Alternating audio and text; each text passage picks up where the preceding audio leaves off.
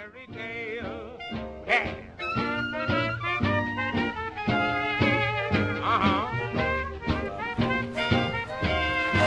Also hang over about a 1/4 inch from the drip edge, and they're going to go all the way down the line, and then we can start our first line of shingles from there. Well, we've got a couple rows going here, and just keep on trucking. We snapped a whole bunch of lines here for the offsets of the shingles, and there you go.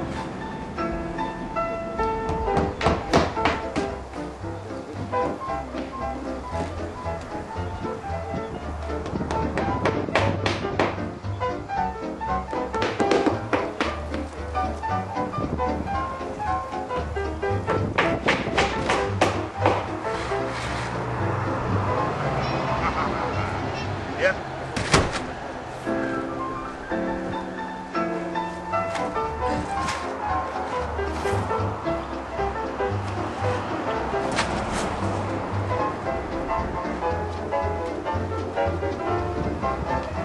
He sure is good when you say, I love you, yeah.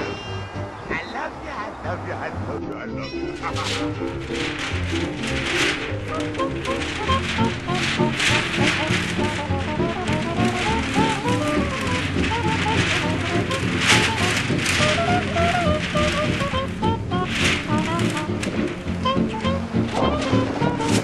All right, well, we've got the walls mostly wrapped, at least all the window openings.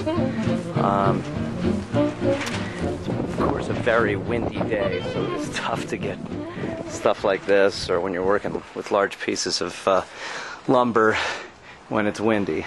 But it's a lot dimmer inside now, as you can see.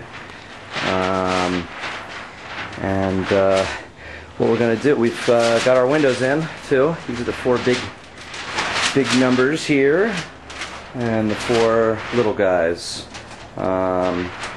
And what we'll do is start cutting into the house wrap with an inverted Y and a Y. So basically, you come down the middle, start at the corners, and we do a diagonal.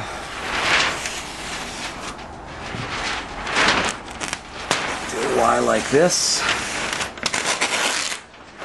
Come down the center. And do another Y here.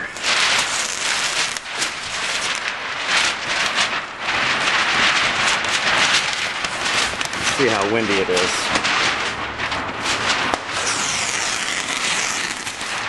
And then these get folded around the sills like that, and then the windows can go in.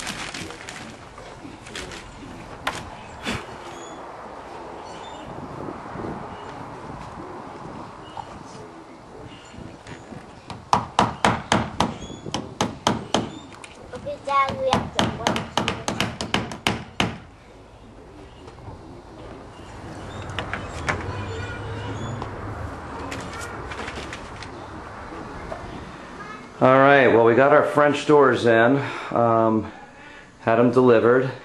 As you can see, we've got all the windows in here. This rough opening that you're looking for is not the original rough opening. I've been working all day today. I had to tear out the header and those 2 supporting posts and king studs, because when I got these French doors, I measured them from jamb to jamb, and they were wider than what I had framed for. And sometimes this happens. You'll give the correct measurements to the builder's outlet or wherever you're getting your materials, and they come in the wrong size. But because it's custom, we couldn't return them. So now this is all redone.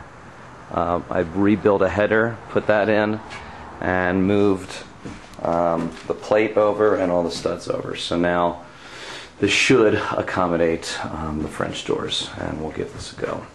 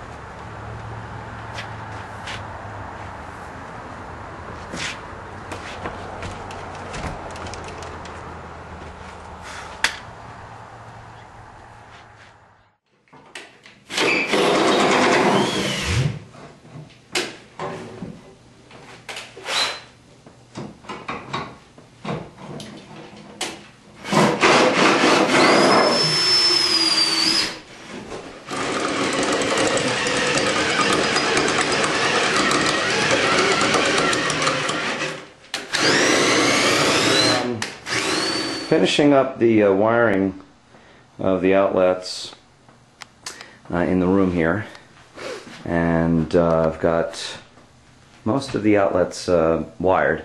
Still have to get to the lights. We have put the can lights in up here, and that's going to be the chandelier that goes over the table.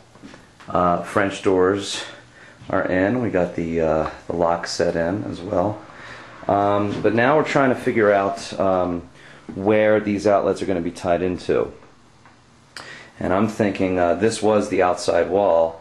That's an outside outlet, which is now inside. And we could tie into that. Following the wire, it looks like it's going right down into the subfloor, which means I think it's on its own circuit. It might be tied in with the other outside lights. I was thinking, since it's right next to the kitchen here, it might be tied in with the kitchen outlets, but that doesn't seem to be the case. This wire up here is going to the kitchen outlets, and right there's the garbage disposal and another outlet. You want to only have about 10 outlets on one circuit. So hopefully, I'm going to take a look, we can tie all of these outlets to this guy here. The can lights, we're probably going to have to run another line for another circuit. And then there's another set of lights, these adjustable track lights that are going to go above the desk section, and they recommend that they go on their own circuit too. So all in all, I think we have to add 2 new, probably just 15 amp circuits. But started demoing this outside wall so I could see where the wiring was. This lumber is probably going to have to go because we have decided to move this whole island out to about that blue line right there. So meaning that'll be pretty much right in the middle of the sink. So I'm going to have to get rid of those cripple studs and figure out how we're going to rerun this wiring here. We can start to take this wall down now.